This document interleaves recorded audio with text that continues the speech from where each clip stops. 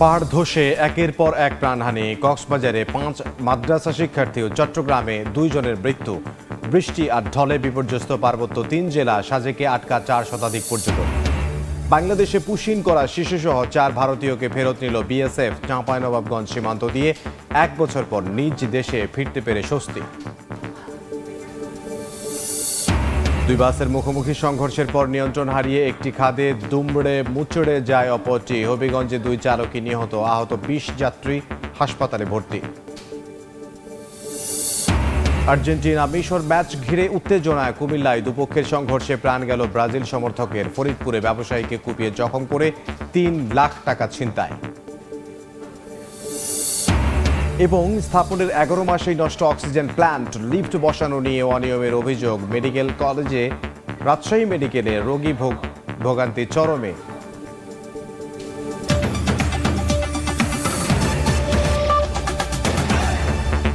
বাংলার সময় সঙ্গে আছে আমি ইমদাদুল হক। ভারী বর্ষণে পাহাড় ধসে ঝরছে একের পর এক প্রাণ। কক্সবাজারের উখিয়ায় রোহিঙ্গা ক্যাম্পে মাদ্রাসা শিক্ষার্থী সহ 8 জনের মৃত্যু হয়েছে। জীবিত উদ্ধার করা হয়েছে 5 জনকে। এদিকে চট্টগ্রামের চশমাহিল ও জঙ্গল সলিমপুরে পাহাড় ধসে শিশুসহ 2 জন মারা গেছেন। ব্যাপক ক্ষয়ক্ষতি হয়েছে বান্দরবানেও।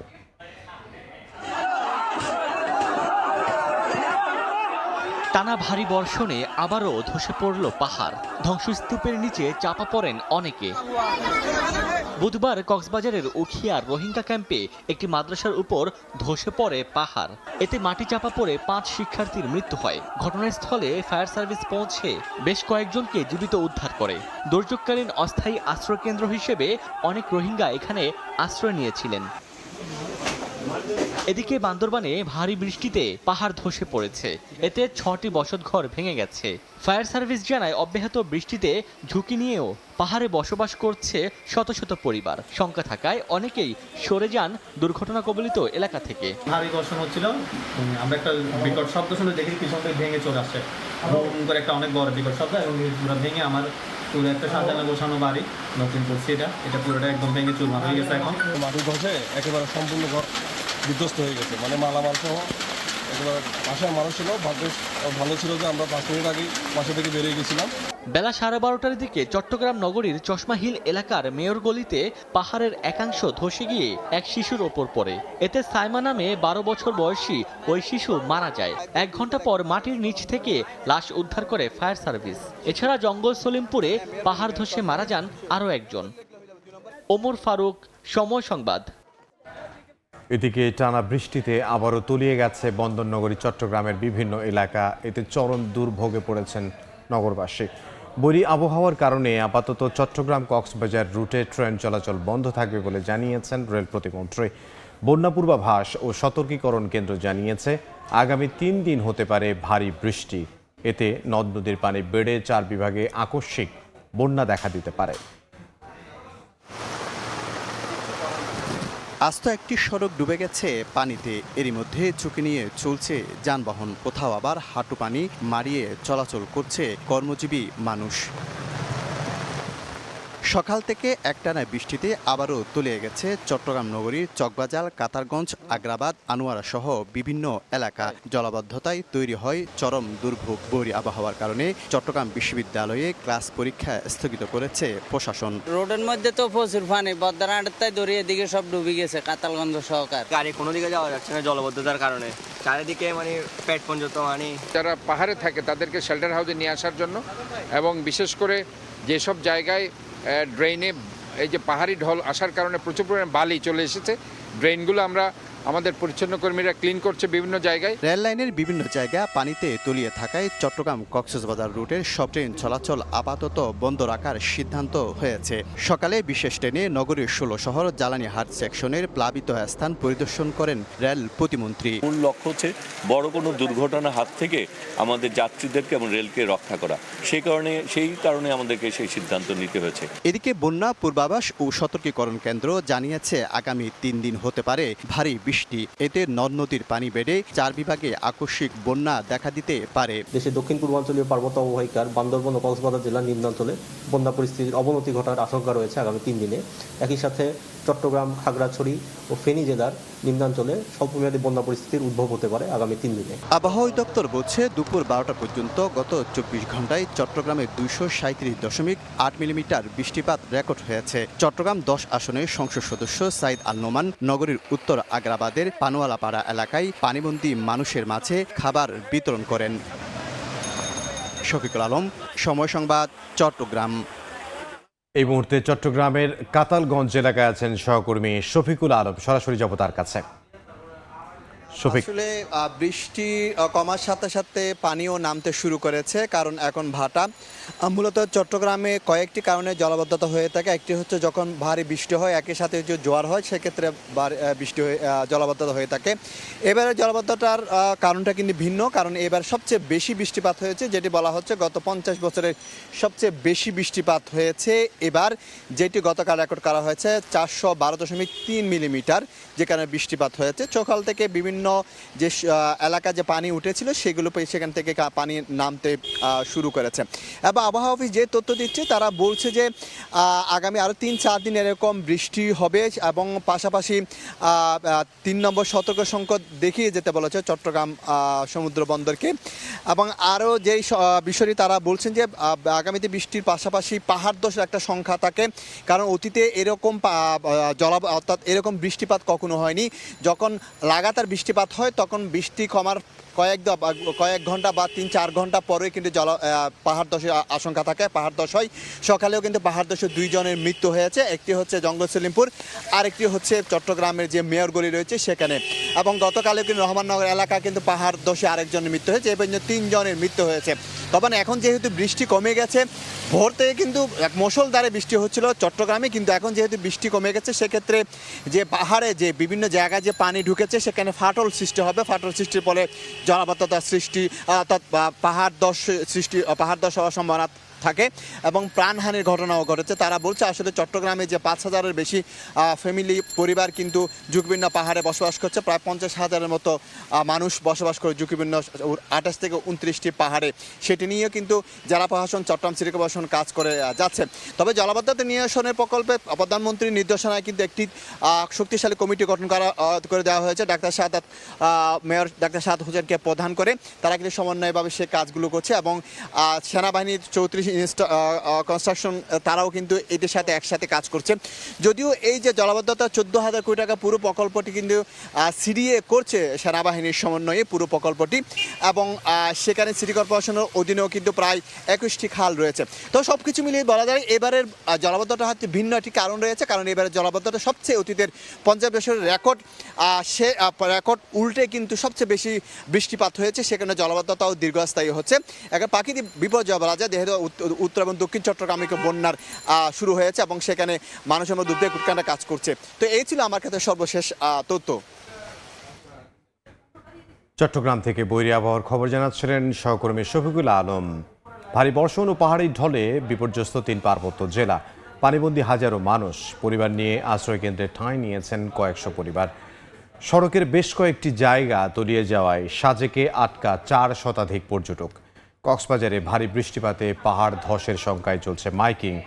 4 সমুদ্র বন্দরে চলছে 3 নম্বর সতর্ক সংকেত।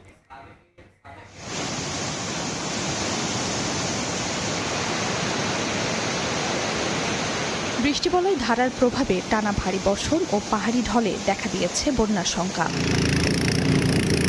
বান্দরবানের সাঙ্গু ও মাতামুহুরী নদীর পানি বেড়ে প্লাবিত শহরের আর্মিপাড়া, ওয়াবদা ব্রিজ, শেরেবাংলানগর, ইসলামপুর সহ লামা, আলীকদম ও নাক্ষংছড়ির বিভিন্ন এলাকা। পানিবন্দী হাজারো মানুষ। পরিস্থিতি মোকাবেলায় খোলা হয়েছে 220টি আশ্রয় কেন্দ্র। এসব কেন্দ্রে ঠাঁই নিয়েছেন কয়েকশো পরিবার। ঘরে ঘরে পানি, এখন কি করবো ভাই, কয়েক দিন এখন দেখেন ডাম টুম নিয়ে ফ্যামিলি নিয়ে কোথায় আসলে টেনশনে ভাই। খুব দ্রুত পানি বাসার মধ্যে ঢুকে গেছে, যার কারণে আমরা বেরোতে পারতেছি না। বাচ্চাদের কিনে আমরা অনেক কষ্ট লাগে। এখানে আমরা একটা রুমের ভিতরে আমরা 27টা ফ্যামিলি কিভাবে থাকি? মাটির চুলা বসাইও রান্না করতে পারতেছি না, আমাদের জিনিসপত্র সবগুলো ভিজে গেছে।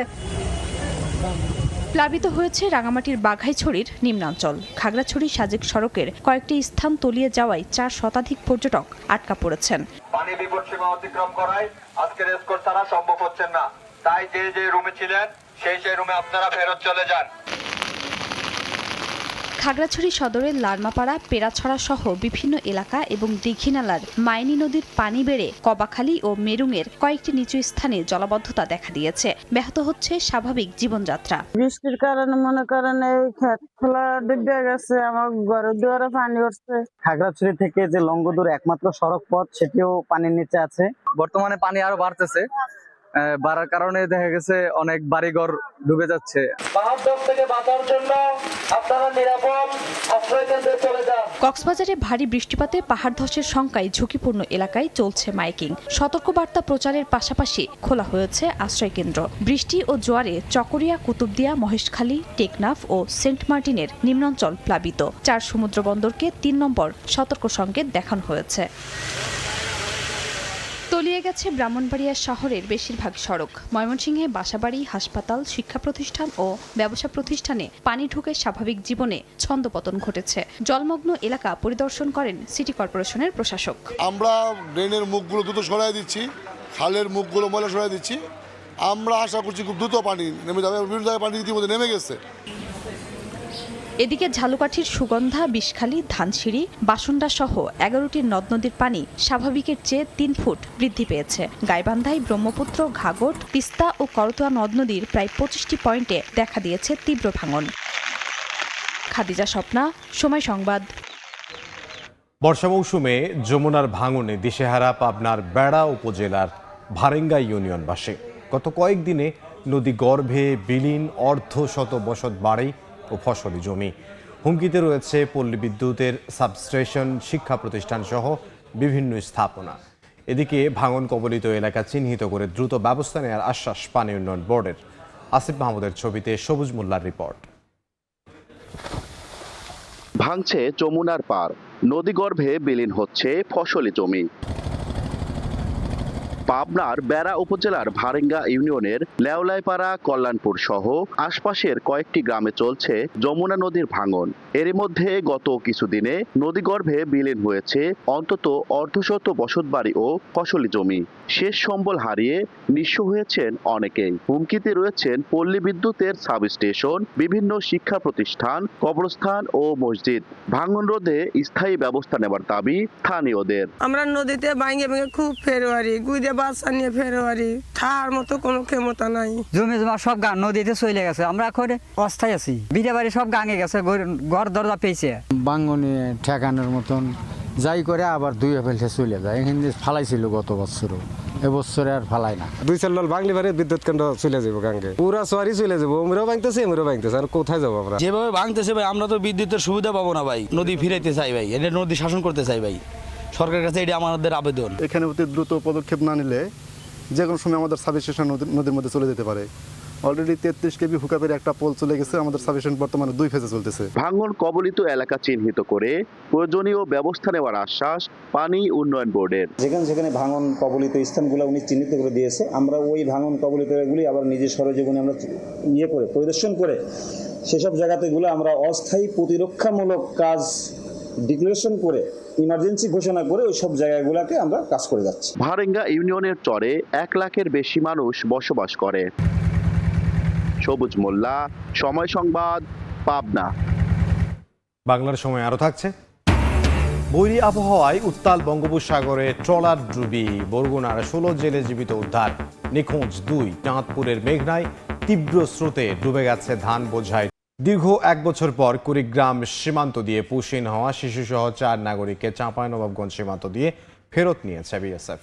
বিকেলে সোনা মসজিদ স্থলবন্দর ইমিগ্রেশন দিয়ে তাদের বিএসএফ এর কাছে হস্তান্তর করা হয়। এ সময় ভারতীয় সহকারী হাই কমিশনার কার্যালয়ের ঊর্ধ্বতন কর্মকর্তা, সোনা মসজিদ স্থলবন্দর ইমিগ্রেশন ও বিজিবির কর্মকর্তারা উপস্থিত ছিলেন। দীর্ঘ 1 বছর পর নিজ দেশে ফিরে যেতে পেরে উচ্ছ্বাস প্রকাশ করেন বাংলাদেশে পুশিনের শিকার ওই 4 ভারতীয় নাগরিক। এ সময় তারা নিজ দেশে ফিরে যেতে পেরে 2 দেশের সরকারের প্রতি কৃতজ্ঞতা প্রকাশ করেন। ভারতে ফেরত 4 নাগরিকের মধ্যে 1 জন করে শিশু, কিশোর, নারী ও যুবক। এর আগে গত বছরের জুনে কুড়িগ্রাম সীমান্ত দিয়ে এই 4 জন সহ মোট 6 জনকে পুশিন করে বিএসএফ। পরে আদালতের নির্দেশে গত বছরের 5 ডিসেম্বর সোনালী বেগম ও তার ছেলেকে ফেরত নেয় ভারতীয় কর্তৃপক্ষ। আমাদের বাড়ি হচ্ছে ভারত, বীরভূম জেলা, পাইকর থানা, মুরাডই দিতরা আমাদের গ্রাম। আসাম বর্ডার দিয়ে পুশিং করা ছিল, দিয়ে বিজেপিরা ধরা ছিল, দিয়ে আবার পুশ ব্যাগ দিছিল, দিয়ে পুশ ব্যাগ দিতে যেয়ে আমাদেরকে বিএসএফ ধরলে আছিল, আবার পুশিং করা ছিল। পুশিং করে জবরদস্তি মারা ধরা করে পাঠান দেয়। দেখেন এটা এখন কি যে হয়েছে এখন এটা আমরা বুঝতে পারি না। হবিগঞ্জে 2 বাসের সংঘর্ষে 2 চালকই নিহত হয়েছেন, আহত হয়েছেন অন্তত 20 যাত্রী। পুলিশ জানায় সকালে সিলেট থেকে ঢাকাগামী ইউনিক পরিবহনের একটি বাস বাহুবল মহিষদুল এলাকায় পৌঁছালে বিপরীত দিক থেকে আসা লাকি পরিবহনের সঙ্গে মুখোমুখি সংঘর্ষ হয়। এ সময় ইউনিক পরিবহনের বাসটি নিয়ন্ত্রণ হারিয়ে মহাসড়ক থেকে ছিটকে পাশের খাদে পড়ে যায়। দুমড়ে মুচড়ে যায় লাকি পরিবহনের বাস। ঘটনাস্থলে ইউনিক পরিবহনের চালক মারা যান। আহত অবস্থায় হাসপাতালে নেয়ার পথে লাকি পরিবহনের চালকেরও মৃত্যু হয়। এ ঘটনায় অন্তত 20 যাত্রী আহত হন। তাঁত শিল্প সমৃদ্ধ সিরাজগঞ্জের এনায়েতপুরের মণ্ডলপাড়া থেকে শাহজাদপুরের আহমেদপুর পর্যন্ত 29 কিলোমিটার কাঁচা সড়কটি খানাখন্দে ভরা। এতে প্রায় ঘটছে ছোট বড় দুর্ঘটনা। এতে চরম দুর্ভোগে 2 উপজেলার 20 গ্রামের মানুষ। সড়ক বিভাগ বলছে কাঁচা সড়কটি সিরাজগঞ্জ পাবনা মহাসড়কে রূপান্তরের জন্য প্রয়োজনীয় পদক্ষেপ নেওয়া হচ্ছে। রিঙ্কু কুণ্ডুর রিপোর্ট, ছবি তুলেছেন অমৃত সেন। খানাখন্দে ভরা সড়ক, হেলে দুলে চলছে যানবাহন, প্রায় বিকল হচ্ছে যানবাহন, ঘটছে ছোট বড় দুর্ঘটনা, এমনকি সামান্য বৃষ্টিতে সৃষ্টি হয় জলাবদ্ধতা। চরম ভোগান্তি নিয়ে প্রতিদিন যাতায়াত করে সিরাজগঞ্জের এনায়েতপুরের মণ্ডলপাড়া থেকে শাহজাদপুরের আহমেদপুরের লক্ষাধিক বাসিন্দা। সৈয়দপুর প্রাচীল রূপসী খোকসাবাড়ি এলাকার অবস্থা বেহাল। হাসপাতালে রোগী নেয়া, কাপড়ের হাটের মালামাল পরিবহন ও শিক্ষার্থীদের চলাচলে ভোগান্তি চরমে। ক্ষতি হয়ে যায়, যেমন ফুরাক ভেঙে যায়, স্প্যান্ডেল ভেঙে যায়। বৃষ্টির মানুষ আইতেই যেতে পারে না, পিছলা মুড়ি পড়ে যায়, মানে রাত ভেঙে যায়। 3 বছর আগে গেছে, এখন পর্যন্ত এই রাস্তার কোনো কাজ কামের কোনো খবরই নাই। আমরা এখন পর্যন্ত জানি না যে আসলে রাস্তার কি অবস্থা, অথবা আমরা কতদিন আর এটার কষ্ট সহ্য করব। উন্নয়নের জন্য রাস্তাটা যতটুকু অগ্রসর হয়েছে, এখন আমরা আর ভোগান্তি আরো বেশি হচ্ছে। সিরাজগঞ্জের সয়দাবাদ থেকে এনায়েতপুর হয়ে পাবনা পর্যন্ত 3টি সড়কের সমন্বয়ে 1755 কোটি টাকায় 88 কিলোমিটার মহাসড়ক নির্মাণের পরিকল্পনা চলছে বলে জানিয়েছে সড়ক বিভাগ। জেলা মহাসড়ক যথাযথ মান ও প্রশস্তিতে উন্নীতকরণের একটি প্রকল্প নিয়েছি। আমরা আশা করতেছি খুব দ্রুতই প্রকল্পটি পাস হবে। প্রকল্পের কিছু মাইনর কারেকশন দিয়েছি, আমরা ওইভাবে প্রকল্পটিকে রিকাস্ট করে পাঠানোর ব্যবস্থা নিচ্ছি। পানি উন্নয়ন বোর্ডের অর্থায়নে 6 বছর আগে প্রায় 135 কোটি টাকা ব্যয়ে নির্মিত যমুনা নদীর তীরবর্তী এনায়েতপুরের মণ্ডলপাড়া থেকে শাহজাদপুরের আহমেদপুর পর্যন্ত 29 কিলোমিটার নতুন বাঁধের সড়ক দিয়ে প্রতিদিন 2 উপজেলার প্রায় 20 গ্রামের মানুষ যাতায়াত করে। রিঙ্কু কুণ্ডু, সময় সংবাদ, সিরাজগঞ্জ। কুমিল্লায় আর্জেন্টিনা মিশর ফুটবল ম্যাচকে কেন্দ্র করে দুপক্ষের সংঘর্ষে এক ব্রাজিল সমর্থকের মৃত্যু হয়েছে। স্থানীয়রা জানান, রাতে আর্জেন্টিনা মিশর ম্যাচ চলাকালে মিশর প্রথম গোল দিলে শরীফুল ইসলাম উল্লাস প্রকাশ করেন এবং আর্জেন্টিনা সমর্থকদের কটাক্ষ করেন। এ নিয়ে উভয় পক্ষের মধ্যে বাগবিতণ্ডা শুরু হয়। এক পর্যায়ে আর্জেন্টিনার কয়েকজন সমর্থক শরীফুলকে মারধর করেন। গুরুতর আহত অবস্থায় শরীফুলকে কুমিল্লা মেডিকেল কলেজ হাসপাতালে নেওয়া হলে চিকিৎসক তাকে মৃত ঘোষণা করেন। গোল হয় না মানে তোর বাপে গোল দিছে, এভাবে এক কথায় কয় তোরে আজকে খাইছি, এক কথায় দুই কথায় এরা হাতাহাতি করছে। পরে আমরা লোকজন সবাই সরাই দিছি, আমরা তো বাইরের লোক। তারপরে ওরা না মানিয়ে আবার এরে রুমে নিয়ে গেছে, রুমে নিয়ে যাওয়ার পর অনেক মারামারি করছে। খেলা খেলতেছে তো তর্ক বাজার পর ও কি একটা কথা বলে, মস্কারি একটা কথা বললো, মস্কারি সহ্য না করিয়া তাকে মারধর করলো। তো ওটা ঘরে নুকাই ছিল, আছরে নিচে আর কি, দরজা টরজা লাগে, তো ওইখানে যায় দরজা ভাঙে, ওইখানে বলে মাইপিট করছিল। যখন অসুস্থ তখন ওকে বাইর করে নিয়ে মেডিকেলে নিয়ে গেছে। ফরিদপুরে দিনে দুপুরে ব্যবসায়ীকে কুপিয়ে জখম করে 3 লাখ টাকা ছিনতাই করেছে দুর্বৃত্তরা। সকালে মোটর সাইকেলে করে আলফাডাঙ্গায় ব্যাংকে টাকা জমা দিতে যাচ্ছিলেন ব্যবসায়ী সোহরাব আলী। পথে ছত্রকান্দা এলাকায় পৌঁছালে 4 থেকে 5 জন মুখোশধারী দুর্বৃত্ত তার মোটরসাইকেল গতিরোধ করে। পরে লোহার রড দিয়ে আঘাত ও কুপিয়ে জখম করে তার কাছ থেকে থাকা 3 লাখ টাকা ছিনিয়ে নিয়ে পালিয়ে যায় বলে দাবি করেন ভুক্তভোগী। গুরুতর আহত অবস্থায় সোহরাবাড়িকে উদ্ধার করে আলফাডাঙ্গা উপজেলা স্বাস্থ্য কমপ্লেক্সে ভর্তি করা হয়।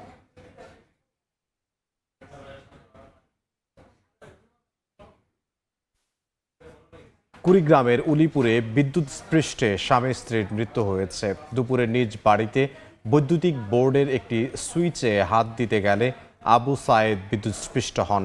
এ সময় তাকে উদ্ধার করতে এগিয়ে যান স্ত্রী রাবেয়া বেগম। স্বামীকে ছাড়ানোর চেষ্টা করতে গিয়ে তিনিও বিদ্যুৎস্পৃষ্ট হন। এতে ঘটনাস্থলেই এই দম্পতি মারা যান। খবর পেয়ে নিহতদের মরদেহ উদ্ধার করে ময়নাতদন্তের জন্য সদর হাসপাতালের মর্গে পাঠায় পুলিশ।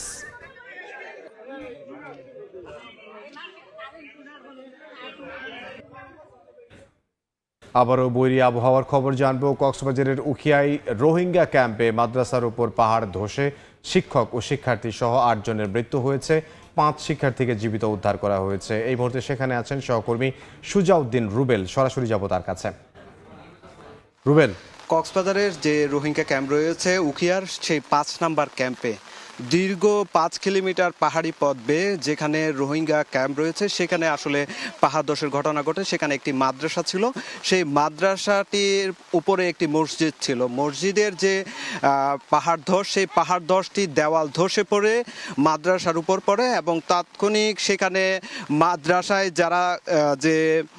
মাদ্রাসায় যে শিক্ষার্থী ছিল, শিক্ষক ছিল, তারা সবাই কিন্তু দেওয়াল ধসে পড়ার পর তারা দেওয়ালের চাপা পড়ে এবং ঘটনাস্থলেই আমরা যতটুকু শুনেছি 3 জন ঘটনাস্থলে মারা যায়। পরে সেখানে খবর দেওয়া হয় স্থানীয় যারা স্বেচ্ছাসেবক রয়েছে, তারপর ফায়ার সার্ভিস রয়েছে।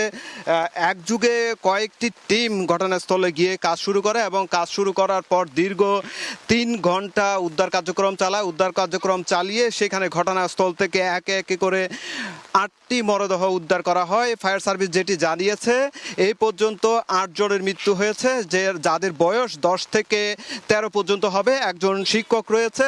তার পাশাপাশি আমরা যেটুকু বলতে পারি, আমরা ঘটনাস্থলে গিয়েছিলাম, সেটি একটি পাহাড়ি ঢালু। দীর্ঘ 5 কিলোমিটার পথ পায়ে হেঁটে সেখানে আসলে বিভিন্ন পাহাড়ের চূড়ায় সব বসতি আমরা লক্ষ্য করেছি। ঘটনাস্থলে আসলে যে উদ্ধার কার্যক্রম চালাতো কিন্তু অনেকটাই ব্যাহত হয়েছে সেটি বলেছে ফায়ার সার্ভিস। তারপরও তারা fire service, APBN, red crescent society যারা সদস্য ছিল তারা একযুগে সবাই উদ্ধার কার্যক্রম শেষ করেছে 6টার আগ পর্যন্ত। আমরা ঘটনাস্থল আসলে গিয়ে দেখেছি সেখানে যে মাদ্রাসাটা ছিল বালিকা মাদ্রাসা, সেখানে যে দেওয়াল ধসে পড়েছে, সেই দেওয়াল মাটির ধসে পড়ার পর দেওয়াল ধসে পড়ে, সেই দেওয়াল ধসে পড়ার দৃশ্যটি আসলে আমরা লক্ষ্য করেছি। সেখানে যে ঘেরা বেড়া ছিল সবগুলো তছনছ হয়ে গিয়েছে এবং যে বই খাতা বা যে অন্যান্য যে শিক্ষার্থীদের যে বই ছিল সবগুলো কিন্তু তছনছ হয়ে গিয়েছে এবং সব কিছু মিলিয়ে আমরা যেটি লক্ষ্য করছি যে ঘটনাস্থলে সেটি ভয়াবহ আসলে একটি দৃশ্য, যেখানে এই পর্যন্ত 8 জনের মরদেহ উদ্ধার করা হয়েছে। ফায়ার সার্ভিসের সহকারী পরিচালক মুর্শেদ আমাদেরকে সেটি জানিয়েছে এবং এই পর্যন্ত গত 3 দিনে কক্সবাজারে যদি আমরা বলতে যাই, প্রথম দিনে রোহিঙ্গা ক্যাম্পে 2টি পৃথক ঘটনায় 8 জন প্রাণহানির ঘটনা ঘটে। এরপর আজকে 3য় দিন এসে অন্য একটি ক্যাম্পে একটি পাহাড় ধসের ঘটনায় সেখানে দেওয়াল চাপা পড়ে 8 জন মৃত্যুবরণ করেছে। তো শরণার্থী ত্রাণ ও প্রত্যাবাসন কমিশনার যেটি বলছে, পাহাড়ে যারা ঝুঁকিপূর্ণ, প্রায় 1.5 লক্ষাধিক মানুষ ঝুঁকিপূর্ণ বসবাস করছে, তাদেরকে পর্যায়ক্রমে সরিয়ে আনার উদ্যোগ নেওয়া হচ্ছে। তবে অর্থ সংকট রয়েছে এবং লার্নিং সেন্টারগুলো যেগুলো আশ্রয়কেন্দ্র ছিল সেগুলো অনুপযোগী হয়ে পড়েছে। তো এই ছিল আমার কাছে ক্যাম্প থেকে সব শেষ। কক্সবাজার থেকে সহকর্মী সুজাউদ্দিন রুবেল। ভুয়া বিল দেখিয়ে 18 লাখ টাকা আত্মসাতের অভিযোগে বরিশালে 3 পুলিশ সদস্যকে সাময়িক বরখাস্ত করা হয়েছে। বরখাস্তকৃতরা মেট্রোপলিটন পুলিশের হিসেব শাখায় কর্মরত কনস্টেবল মারুফ হাসান, জয়দেব কুমার মজুমদার এবং সজীব মিয়া। পুলিশ জানিয়েছে অভিযুক্তরা অন্য এক কর্মকর্তার আইডি ব্যবহার করে জালিয়াতির মাধ্যমে 18 লাখ টাকা আত্মসাৎ করেন। বিভাগীয় শৃঙ্খলা পরিপন্থী কাজের জন্য তাদের বিরুদ্ধে শাস্তিমূলক ব্যবস্থা নেওয়া হয়েছে। তদন্ত চলমান রয়েছে। দোষী প্রমাণিত হলে তাদের বিরুদ্ধে চূড়ান্ত বিভাগীয় ব্যবস্থা নেওয়া হবে। নারায়ণগঞ্জের ফতুল্লায় 700 অবৈধ গ্যাসের সংযোগ বিচ্ছিন্ন করেছে তিতাস। 50,000 টাকা জরিমানা করা হয়েছে ওয়াশিং প্ল্যান্ট কারখানাকে। দুপুরে হাজীগঞ্জ, লামাপাড়া, জালকুড়ি ও রাব্বানী নগর এলাকায় 4টি স্থানে অভিযান চালান জেলা প্রশাসন নির্বাহী ম্যাজিস্ট্রেট তাবাসসুম হাসান তানিশা। এ সময় প্রায় 1 কিলোমিটার এলাকায় 200 বাড়ির 700 অবৈধ গ্যাসের সংযোগ বিচ্ছিন্ন করা হয়। জব্দ করা হয় বিপুল সংখ্যক অবৈধ পাইপ ও রাইজার সহ বিভিন্ন সরঞ্জাম। পরে নারায়ণগঞ্জ ওয়াশিং প্ল্যান্ট নামে একটি শিল্প কারখানায় পুনরায় সংযোগের প্রমাণ পাওয়া যায়। এ সময় তৃতীয়বারের মতো অবৈধ সংযোগ বিচ্ছিন্ন করে 50,000 টাকা জরিমানা করা হয়।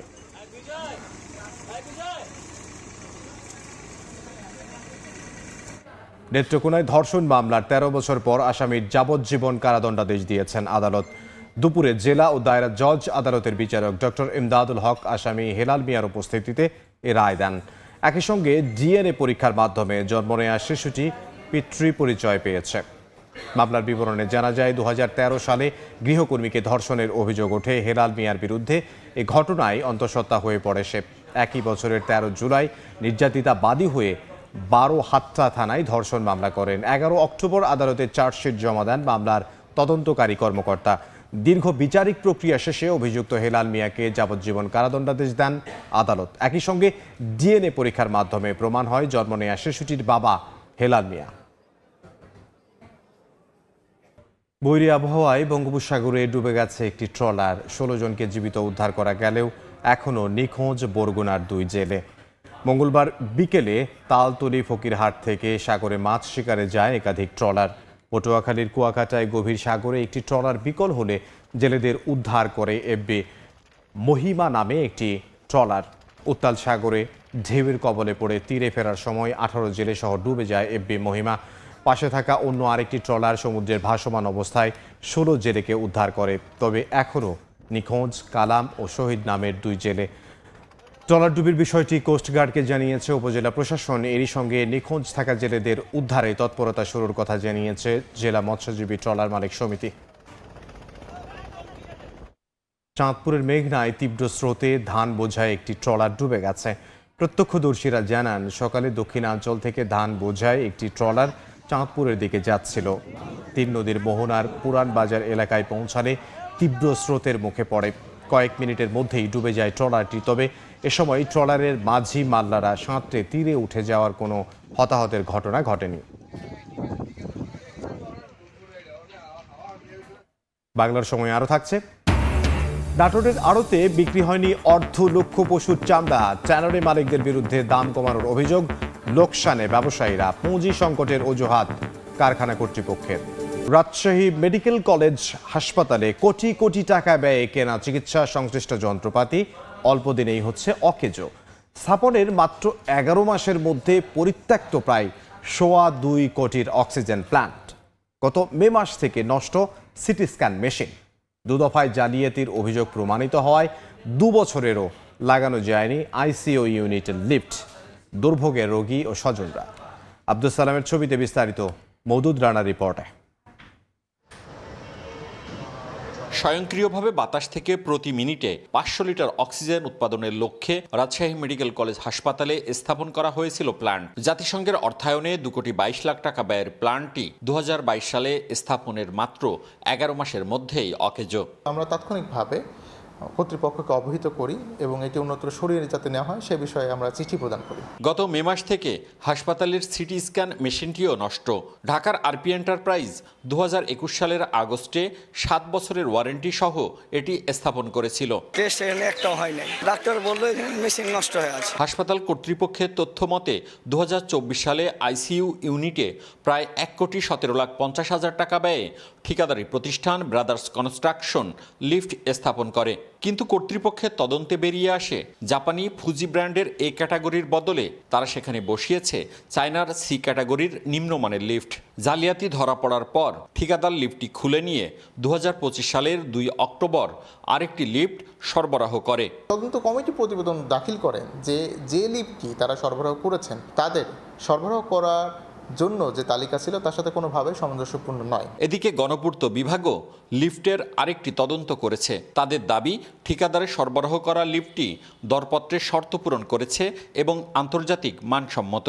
তবে এ বিষয়ে ক্যামেরার সামনে কথা বলতে রাজি হয়নি গণপূর্ত বিভাগ বা ঠিকাদারি প্রতিষ্ঠানের কেউ। লিফট না থাকায় বিকল্প উপায়ে ৫তলা ভবনের আইসিইউতে মুমূর্ষ রোগীদের উঠানো নামানো করতে গিয়ে ভোগান্তিতে রোগী ও স্বজনরা। মওদুদ রানা, সময় সংবাদ, রাজশাহী। বগুড়ার কন্দাল ফসল গবেষণা উপকেন্দ্রে উন্নতমানের বীজ উদ্ভাবন করে কৃষকের কাছে পৌঁছে দেওয়ার কথা ছিল, কিন্তু সেই গবেষণারই শত শত মন সরকারি বীজ আলু খোলা আকাশের নিচে পচে নষ্ট হয়েছে। প্রধান বৈজ্ঞানিক কর্মকর্তার বিরুদ্ধে অনিয়মের অভিযোগে জেলা প্রশাসকের কাছে অভিযোগ। ব্যবস্থা নিতে তদন্ত কমিটি গঠন করেছে জেলা প্রশাসন। শাহাদুল ইসলামের ক্যামেরায় আব্দুল আওয়ালের রিপোর্ট।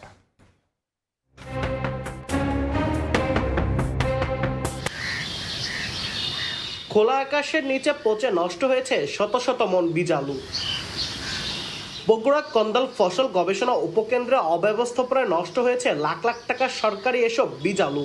অভিযোগ রয়েছে, গত বছরের ডিসেম্বরে গবেষণা উপকেন্দ্রের ১৩ বিঘা জমিতে সরকারি বীজ আলুর আবাদ করা হয়। চলতি বছরের মার্চে আলু তোলার পর মোট উৎপাদন ১০৪৪ মন দেখানো হয়। এর মধ্যে মাত্র ২০০ মন আলু হিমাগারে সংরক্ষণ ও বিক্রির তথ্য রেজিস্টারে লিপিবদ্ধ করা হলেও অবশিষ্ট ৮৩৯ মন আলুর কোনো হিসাব পাওয়া যায়নি। উপকেন্দ্রের কর্মচারীদের দাবি, গবেষণার এসব বীজ আলুর প্রধান বৈজ্ঞানিক কর্মকর্তা ডক্টর তহিদুর রহমান প্রতিষ্ঠানের গোবরের শেডের পাশে খোলা আকাশের নিচে স্তূপ করে রাখেন।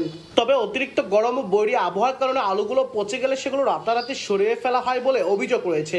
বেশ কিছু কর্মকর্তার অবহেলায় প্রায় ৪ থেকে ৫,০০০ বস্তা আলু নষ্ট হচ্ছে। ভর্তুকির মাধ্যমে আমরা যেভাবে ন্যায্য হিসেবে যে বীজটা পাইতাম সে মূল্যে আমাদেরকে বীজটা দেওয়ার ব্যবস্থা করা হোক। অনিয়ম ও দুর্নীতির অভিযোগ এনে জেলা প্রশাসকের কাছে লিখিত অভিযোগ দিয়েছেন প্রতিষ্ঠানটির ৪৩ জন কর্মকর্তা কর্মচারী। অভিযোগ পেয়ে গত ১৮ জুন জেলা প্রশাসনের পক্ষ থেকে ৩ সদস্যের একটি তদন্ত কমিটি গঠন করা হয়। এই আলুগুলো ওনারা নিজেরা আত্মসাৎ করার জন্য চেষ্টা করছে, তা কিন্তু আমরা সজাগ ছিলাম এই কারণে ওরা পার করতে পারেনি। অন্য কোথাও ট্রান্সফার করার জন্য, কিছু করার জন্য বা আত্মসাৎ করার জন্য, এই ধরনের কিছু করার জন্য তারা এই আলুটাকে ধরে রাখছিল। গবেষণার বীজ আলুর একটি অংশ নষ্ট হওয়ার কথা স্বীকার করে দায়সারা জবাব দেন প্রধান বৈজ্ঞানিক কর্মকর্তা। আমরা যে আলু যখন উঠাবো, বৃষ্টি হয়েছে ২ থেকে ৩বার আর কি, যার ফলে হয়েছে কি আলুগুলো টোটালি ডুবে গেছে। আমার লেবার স্কারসিটি ছিল। তদন্ত কমিটির প্রধান জানালেন, দ্রুত প্রতিবেদন জমা দেওয়া হবে। তদন্ত প্রতিবেদন পাওয়ার পর এবং এই অভিযোগের পর এর পরবর্তী পদক্ষেপ গ্রহণ করা হবে। তদন্ত কমিটির বাকি ২ সদস্য হলেন কৃষি সম্প্রসারণ অধিদপ্তরের বগুড়ার অতিরিক্ত উপপরিচালক এবং জেলা হিসাবরক্ষণ কর্মকর্তা। আব্দুল আউয়াল, সময় সংবাদ, বগুড়া। কোরবানির ঈদের ১ মাস পেরুলেও নাটোরের চামড়ার আড়তগুলোতে ৫০,০০০-এর বেশি লবণযুক্ত গরুর চামড়া এখনো বিক্রি হয়নি। ট্যানারি মালিকদের বিরুদ্ধে দাম কমানোর অভিযোগ, পুঁজি সংকটের অজুহাত কারখানা কর্তৃপক্ষের। আল মামুনের পাঠানো তথ্য, রোকনুজ্জামানের ছবিতে প্রতিবেদন। কুরবানির ঈদের পর নাটোর শহরের চক বৈদ্যনাথ এলাকার ১৫০ শতাধিক আড়তে দেশের বিভিন্ন জেলা থেকে প্রায় ৬ লাখ গরু ছাগলের চামড়া আসে। ঈদের দ্বিতীয় সপ্তাহ পর্যন্ত সরকার নির্ধারিত দামে লবণযুক্ত চামড়া কিনলেও পরে দাম কমিয়ে দেন ট্যানারি মালিকরা।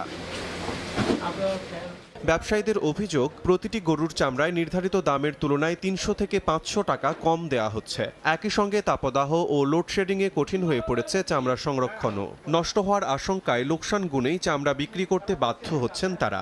সরকারি দামে নির্ধারিত দামে কিনছি, কিন্তু ওনাদের কেনার চাইতে আমরা অনেক কম দামে বিক্রি করতে হয়েছে। মার্কেটে খরিদ্দার না থাকার কারণে অনেকেই বাকি কেনার জন্য আসতেছে, জোর করে আমরা তাদের ঘাড়ে গসাচ্ছি কম দাম করেই। ট্যানারি মালিকরা বলছেন, পুঁজি সংকটের পাশাপাশি সাভারের ট্যানারিগুলোতে গ্যাস ও বিদ্যুতের সমস্যা থাকায় কাঁচা চামড়া সংরক্ষণে জটিলতা দেখা দিয়েছে, যে কারণে চামড়া কেনা কমিয়েছেন তারা।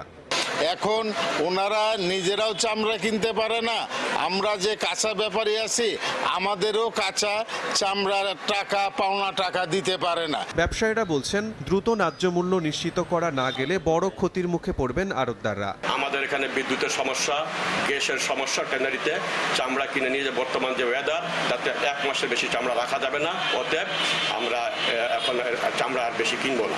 দেশের অন্যতম বড় এই চামড়া বাজারে বছরে প্রায় 10 লাখ গরু ছাগলের চামড়া কেনাবেচা হয়। তবে ন্যায্য দাম না পাওয়ায় চলতি মৌসুম শেষেও চামড়া বিক্রি নিয়ে বাড়ছে অনিশ্চয়তা। সময় সংবাদ, নাটোর। ঝিনাইদহের সেনাবাহিনীর গ্রীষ্মকালীন যৌথ মহড়া পরিদর্শন করেছেন সেনাপ্রধান জেনারেল ওয়াকারুজ্জামান। দুপুরে তিনি সেনাবাহিনী হেলিকপ্টার যোগে মহড়াস্থল পৌঁছান। পরে রণকৌশল ও প্রস্তুতি প্রত্যক্ষ করেন। উপস্থিত সেনা কর্মকর্তাদের সঙ্গে কুশল বিনিময় করেন তিনি। দেশের সার্বভৌমত্ব রক্ষায় সদা প্রস্তুত থাকার পাশাপাশি যে কোনো দুর্যোগে জনগণের পাশে দাঁড়াতে সেনা সদস্যদের প্রতি আহ্বান জানান সেনাপ্রধান। এ সময় জেলা প্রশাসক আবদুল্লাহ আল নোমান, পুলিশ সুপার আশিস বিন হাসান সহ সেনাবাহিনী ও স্থানীয় প্রশাসনের ঊর্ধ্বতন কর্মকর্তারা উপস্থিত ছিলেন। মাদারীপুরে অনুষ্ঠিত হল পদ্মা পাড়ে জীবন যুদ্ধ শীর্ষক বন্যা ও দুর্যোগ মোকাবেলা মাঠ মহড়া। সকালে কাঁঠালবাড়ি ইউনিয়ন দুর্যোগ ব্যবস্থাপনা কমিটির উদ্যোগে শিবচরের বাংলাবাজার এলাকায় পদ্মা নদীর পাড়ে এই মহড়ার আয়োজন করা হয়। এতে আকস্মিক বন্যা ও প্রাকৃতিক দুর্যোগে সামাজিক সুরক্ষা এবং জলবায়ুর ঝুঁকি মোকাবিলার নানা কৌশল দেখানো হয়। দুর্যোগে বন্যা পূর্বাভাস ও সতর্কীকরণ কেন্দ্র, নিরাপদ পানি ও পয়ঃনিষ্কাশন কেন্দ্র, প্রাণী সম্পদ আশ্রয়, জরুরি স্বাস্থ্যসেবায় তাৎক্ষণিক কী করণীয়, কোথায় আশ্রয় নিতে হয়, এসব বিষয়ের ওপর জোর দেওয়া হয়। খুঁড়িয়ে খুঁড়িয়ে চলছে নাটোরের নার্সিং ইনস্টিটিউটের কার্যক্রম। নেই পর্যাপ্ত শিক্ষক, শিক্ষা সরঞ্জাম, এমনকি সুযোগ সুবিধাও। এতে ভোগান্তির পাশাপাশি শিক্ষা কার্যক্রম নিয়ে হতাশ শিক্ষার্থীরা। আর সরঞ্জাম সরবরাহ না করলে শুধুমাত্র ভবন দিয়ে দক্ষ শিক্ষার্থী তৈরি করা সম্ভব নয় বলছেন শিক্ষকরা। অধ্যক্ষ বলছেন সমস্যা সমাধানে ঊর্ধ্বতন কর্তৃপক্ষকে অবহিত করা হয়েছে। আল মামুনের পাঠানো তথ্য, রোকনুজ্জামানের ছবি নিয়ে রিপোর্ট। 2025-26 শিক্ষাবর্ষ থেকে শুরু হয় নাটোর নার্সিং ইনস্টিটিউটের কার্যক্রম। বর্তমানে প্রতিষ্ঠানটির শিক্ষার্থীর সংখ্যা 200 জন। তবে নানা সংকটে পথ চলার শুরুতে হোঁচট খেতে হচ্ছে কার্যক্রমে। প্রতিষ্ঠানটির 7টি ল্যাবের কক্ষ থাকলেও একটিতেও নেই সরঞ্জাম, ক্লাসরুমে নেই শিক্ষা উপকরণ। শিক্ষার্থী হোস্টেলে প্রয়োজনীয় আসবাবপত্র এবং রান্নার ব্যবস্থা না থাকায় চরম সংকটে শিক্ষার্থীরা। এমনকি প্রধান ফটক ও নিরাপত্তা কর্মী না থাকায় ছাত্রীরা রয়েছেন চরম নিরাপত্তাহীনতায়। আমাদের কলেজে একটা গেট নাই, এজন্য আমাদের সিকিউরিটির অনেক সমস্যা হয়। আমরা ওই যে হোস্টেলে থাকি, আমাদের হোস্টেলের ভিতরে আসবাবপত্রের ব্যবস্থা নেই, এজন্য আমাদের মেয়েদেরকে ফ্লোরে থাকতে হয়। ক্লাস করতেছি, বাট এটার জন্য যে আমাদের প্র্যাকটিক্যাল ব্যবস্থা সেটা আমরা করতে পারতেছি না, কারণ আমাদের এখানে কোনো ল্যাবের ব্যবস্থা নাই। কলেজটা সরকারি হওয়া সত্ত্বেও আমরা কোনো সরকার থেকে শিক্ষা উপবৃত্তি পাচ্ছি না। রয়েছে শিক্ষক সংকটও। 28 জন শিক্ষক সহ অর্ধশতাধিক পদ থাকলেও অধ্যক্ষ, 3 জন শিক্ষক ও মাত্র 1 জন অফিস সহকারী দিয়ে চলছে প্রতিষ্ঠানটি। সরঞ্জাম সরবরাহ না করলে শুধুমাত্র ভবন দিয়ে দক্ষ শিক্ষার্থী তৈরি করা সম্ভব নয় বলছেন শিক্ষকরা। এক কথায় টিচিং ম্যাটেরিয়ালসগুলো অনেক ল্যাক আছে। পাশাপাশি এখানে যে ল্যাবগুলো, মিনিমাম 7টা ল্যাব এখানে প্রয়োজন, সেই ল্যাবগুলোরও ব্যবস্থা নাই। শিক্ষা কার্যক্রম করতে গিয়ে আমাদের অনেক কষ্ট হচ্ছে। লোকবলের অভাব, এখানে স্টাফ নাই, এখানে আমাদের হোস্টেল চালু হয়ে গেলেও কোনো জিনিসপত্র নেই। অধ্যক্ষ বলছেন সমস্যা সমাধানে ঊর্ধ্বতন কর্তৃপক্ষকে অবহিত করা হয়েছে। চলমান যে চ্যালেঞ্জগুলো রয়েছে সেগুলো নিয়ে আমাদের পরিচালক এবং ডিজি মহোদয়ের সঙ্গে আমরা কথা বলেছি। স্বাস্থ্য প্রকৌশল বলছে নির্ধারিত সময়ে শিক্ষক ভবন নির্মাণ না করায় পূর্বের কার্যাদেশ বাতিল করা হয়েছে। নতুন দরপত্র আহ্বানের কাজ শুরুর আশ্বাস সংশ্লিষ্ট কর্মকর্তার। এই টেন্ডার করে এটা কাজটা শুরু হবে। আর ফার্স্ট ফেজে একাডেমিক হোস্টেল বিল্ডিংয়ে আমাদের ফার্নিচারের যে সমস্যা আছে, ফার্নিচার সমস্যা আশা করি খুব দ্রুতই এটা সমাধান হয়ে যাবে। কর্তৃপক্ষের তথ্য মতে নাটোর নার্সিং ইনস্টিটিউট নির্মাণে মোট ব্যয় ধরা হয়েছে প্রায় 24 কোটি টাকা। সময় সংবাদ, নাটোর। রংপুরে ইউথ ক্যারিয়ার অ্যান্ড ডেভেলপমেন্ট সংস্থার আয়োজনে চাকরি মেলা অনুষ্ঠিত হয়েছে। এ সময় শিক্ষার্থীরা মেলার বিভিন্ন স্টল ঘুরে নিজেদের পছন্দ মতো প্রতিষ্ঠানে জীবন বৃত্তান্ত জমা দেন। সকালে শহরের পুলিশ লাইন্স পার্কে আয়োজন করা হয় চাকরি মেলার, যেখানে অংশ নেন 5 শতাধিক চাকরি প্রত্যাশী। মেলায় অংশ নেয় ইউনিলিভার, পিউরিট বাংলাদেশ, USDO ও স্ট্রেট ফাস্ট সহ দেশি বিদেশি 21টি কোম্পানি। আয়োজকরা জানান, তরুণদের দক্ষতা উন্নয়নের পাশাপাশি কর্মসংস্থান তৈরির উদ্দেশ্যেই প্রতি বছরই নেওয়া হয় এমন উদ্যোগ। আয়োজনে মিডিয়া পার্টনার ছিল সময় সংবাদ। একটা স্টলে সিভি দিয়েছি, হ্যাঁ, যোগ্যতা অনুযায়ী যদি আমাকে ডাকে ইনশাল্লাহ আমার খুব ভালো লাগবে। সিভি ড্রপ করছি, এখন ওদের যতটুকু কোয়ালিফিকেশন দরকার সেই অনুযায়ী আমাদেরকে আর কি সিলেক্ট করবে। বিভিন্ন জায়গায় যে বিভিন্ন সময় লস হতো, আর্থিক খরচ হতো, এখানে আমরা একসাথে পাচ্ছি। আমাদের কাছে বেশ কিছু কোয়ালিফাইড জব সিকারের সিভি জমা পড়েছে, আমরা আশাবাদী যে আমরা কাউকে রিক্রুট করতে পারবো। এই ধরনের অ্যারেঞ্জমেন্টের মাধ্যমে আমরা যেমন উপকৃত হব, ঠিক তেমনিভাবে বেকার যারা আছে তারাও খুব দ্রুত জব, তাদের কাঙ্ক্ষিত জবটা খুঁজে পাবে। আমরা আশাবাদী যে এই উদ্যোগগুলোর মাধ্যমেই কর্মসংস্থান সৃষ্টি হবে, বেকারত্ব নিরসন হবে, বেকারত্ব কমে যাবে। রুদ্ধশ্বাস ম্যাচে মেসি জাদু জয় পেল আর্জেন্টিনা। মিশরকে হারিয়ে শেষ ৮ নিশ্চিত করায় উল্লাসে আত্মহারা সমর্থকরা নেচে গিয়ে বিজয় উদযাপন করেন তারা। চোখে মুখে দুশ্চিন্তার ছাপ, কারো মুখে হাত, কেউ প্রার্থনায় মগ্ন। ৮৪ মিনিটে মেসির গোল প্রাণ ফিরে পায় ভক্তদের মাঝে। আটলান্টা ছাপিয়ে উল্লাসের জোয়ার বাংলাদেশে। মিশরের বিপক্ষে আর্জেন্টিনার রাউন্ড অফ 16-এর ম্যাচটি বড় পর্দায় দেখতে খুলনা নগরীর বিভিন্ন স্থানে জড়ো হন হাজারো সমর্থক। শুরুতে পিছিয়ে পড়লেও শেষ পর্যন্ত আলবিসেলেস্তাদের নাটকীয় জয়ে উচ্ছ্বাসে ফেটে পড়েন তারা। জয়ের এই ধারা অব্যাহত রেখে আবারও শিরোপা ঘরে তুলবে এমনটাই প্রত্যাশা আর্জেন্টাইন সমর্থকদের। অনেক ভালো লাগছে। আমি তো ফার্স্টে ভাবছিলাম যে জিতবেই না, কিন্তু লাস্টে যে জিতে গেল। ব্রাজিল কেন, অন্য যে কোনো টিম কিভাবে কামব্যাক দিতে হয় আর্জেন্টিনার কাছ থেকে শিখুক। যেখানে মেসি আছে সেখানে আমরা নিঃসন্দেহে টিমের উপর ভরসা করতে পারি। মেসি থাকা মানে আমাদের উইনিং। আর্জেন্টিনার টিমটা এমনই, তারা যদি পিছিয়ে পড়ে সেই পিছনে পড়ে থেকে কামব্যাক করতে জানে। আর্জেন্টিনার জয়ে বাঁধভাঙা উল্লাসে ফেটে পড়ে রংপুরের দর্শকরাও।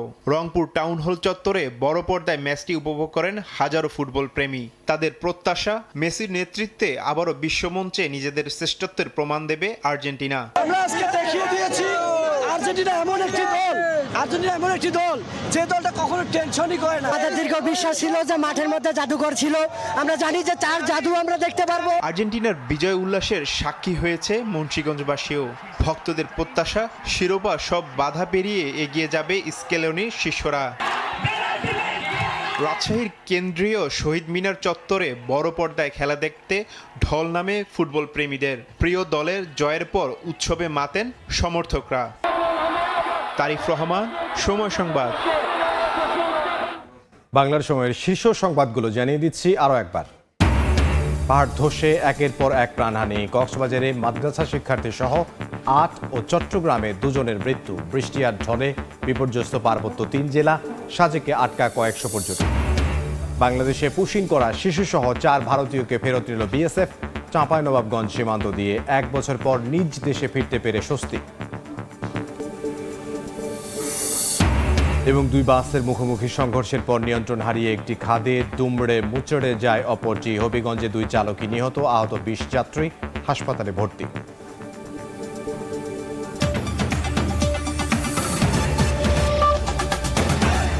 এই ছিল বাংলার সময়ে। বিশ্বকাপ ফুটবলের মহাযজ্ঞ সরাসরি সম্প্রচার করছে সময় টেলিভিশন। দেখতে চোখ রাখুন সময়ের পর্দায়। এরপর দেখবেন সন্ধ্যার সময়, সঙ্গে থাকবেন জাফর সাদিক। ধন্যবাদ ইমদাদ। সন্ধ্যার সময় নিয়ে আসছি কিছুক্ষণ পর, সঙ্গে থাকুন সময়।